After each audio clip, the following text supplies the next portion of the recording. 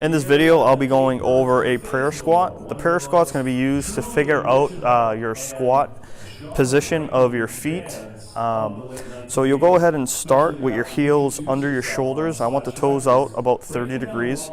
And all you're going to do is squat down, and then you're going to place the elbows inside of the legs, okay? It's going to look something like this. Okay? Now from here, you just kind of want to get comfortable, okay? You want to let your legs kind of rotate whichever way feels comfortable, okay? You just kind of want to work it back and forth, okay?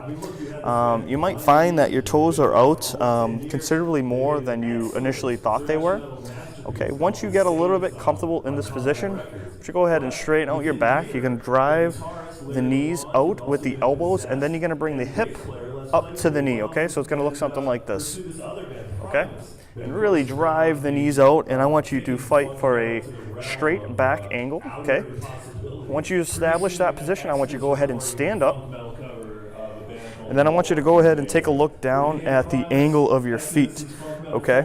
Note the distance of the heels and note the angle of the toes out, okay?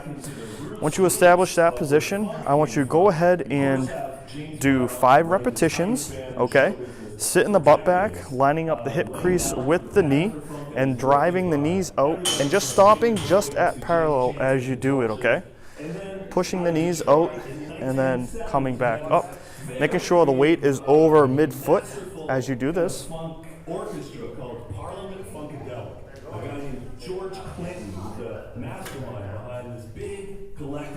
Okay, well, I'll show you from the side, okay? Oftentimes people pick a less than optimal squat stance when they squat. Usually it's a very straight, narrow squat stance, which if you do that, I'll show you from the side, is what typically happens. You go down and you can't really hit squat depth with your legs straight in the neutral spine. So in order to get depth, you can notice here, is my back actually rounds over to get depth, and then if I go really deep, it really extremely rounds over, okay?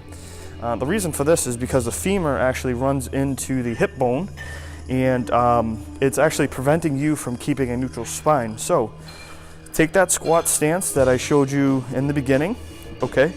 Toes are out, and then just come down to the hip crease meets the knee, and the quad is parallel to the ground, okay?